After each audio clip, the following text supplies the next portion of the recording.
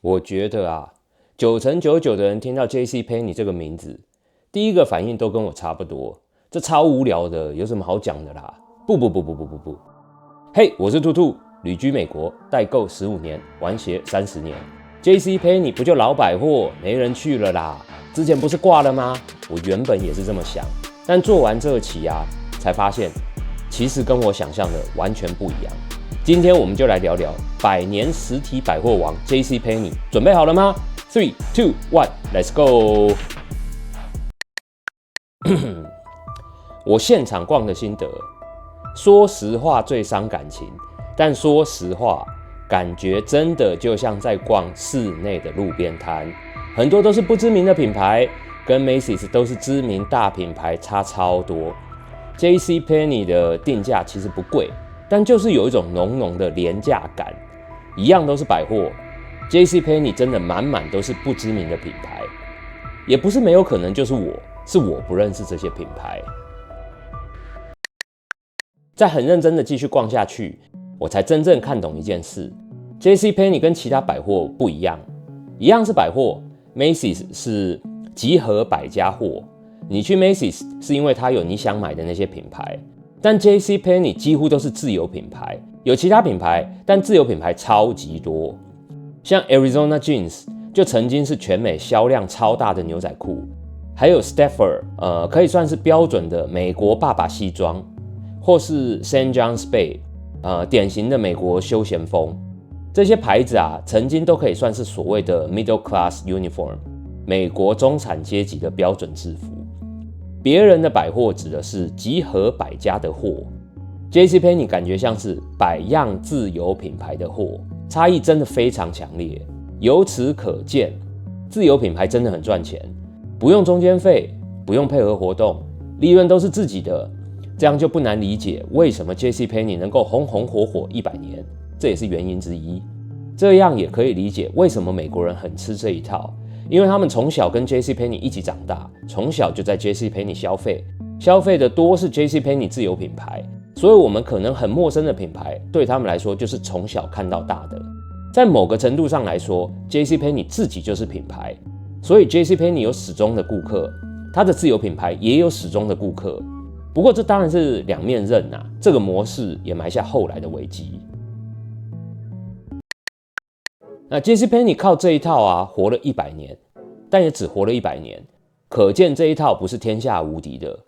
当其他品牌崛起， JCPenney 的自有品牌没有打出去，没有更进步，只剩始终的顾客，始终顾客又被其他品牌稀释了，他就会痛了。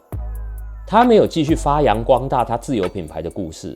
当你走进 JCPenney， 看到他满满的自有品牌，你不知道他们的历史，不知道他们的故事。定价太高的你会觉得他神经病，定价低的你会觉得好廉价。或许不是因为他真的在做廉价的东西，或许是因为他的品牌故事没有传到下一代的人手上。很现实很写实的，有人会为了 Nike 去一趟百货公司，但不会有人说我今天一定要去百货公司买 St. John's Bay。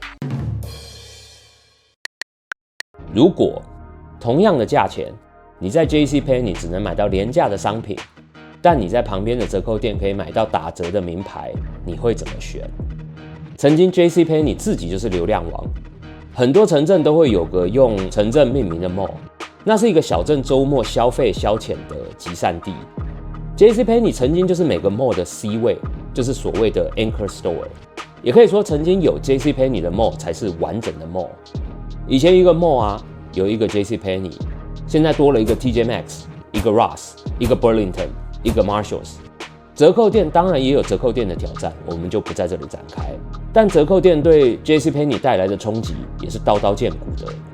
如果折扣店的东西比你好，选择比你多，品牌比你好，又比你便宜，又跟你开在同一个 mall 里面，你要怎么才能招架得住呢？那个从苹果来的 CEO，2011年 JCPenney 从苹果挖来了新的 CEO， 就结果来看，这个苹果有毒。哎呀，这个挖角的代价就是一年亏损了快10亿。不能说全是 CEO 害的，但 CEO 难辞其咎，肯定有他的一份。为什么一个在 Apple 很成功的人会在这里摔得这么惨？因为他用做3C 精品的逻辑来做百货。他推行定价透明化，标榜天天都便宜，把那些眼花缭乱的 coupon 跟打折季全部取消。他没搞懂啊，百货公司的顾客不全是来买东西的，是来找到好东西的。结论就是，人不爱天天都便宜，人爱的是我挖到便宜了耶的快感。所以跟他说天天都便宜没用，要让他知道哪几天去会便宜，让他自己去挖，他挖到了，他才会觉得便宜。人就是一种这么有个性的生物。我记得我上一次到 JCPenney 现场，是因为有一些 reward 要用掉，我决定要用来买口锅，但我没有让他寄来，毫不犹豫的就跑了一趟现场。不是因为我爱逛，是因为我不放心。一个100年老百货会让人对他的电商不放心，这也是很奇葩。理论上啊，最理想的方式就是在他的网站看，网站显示我要去的店有，我订好结账，选 Store Pickup， 简单完美，一气呵成。但是曾经我在 JCPenney 要扫货，是一款衣服，店员说他查不到别间店的库存，想要一间一间帮我打电话去问，所以这系统老旧到真的让人怀疑人生啊。现场也发生了 JCPenney 的系统不能付0元，也就是我的100块的 reward 一定要买到101元，不然系统就会宕机。尤其我要买的是个不粘锅，我现场挑都看到好几个刮得乱七八糟了。如果他寄给我刮到的可以想象这后续有多么的啰里吧嗦。这每一件荒谬的小事啊，都在残酷的告诉顾客，我们没有准备好这个时代。曾经你是 Anchor Store， 你没有跟其他人一起发展电商，那就是电商们来瓜分掉一些你的现场来客，但你还是很重要啦。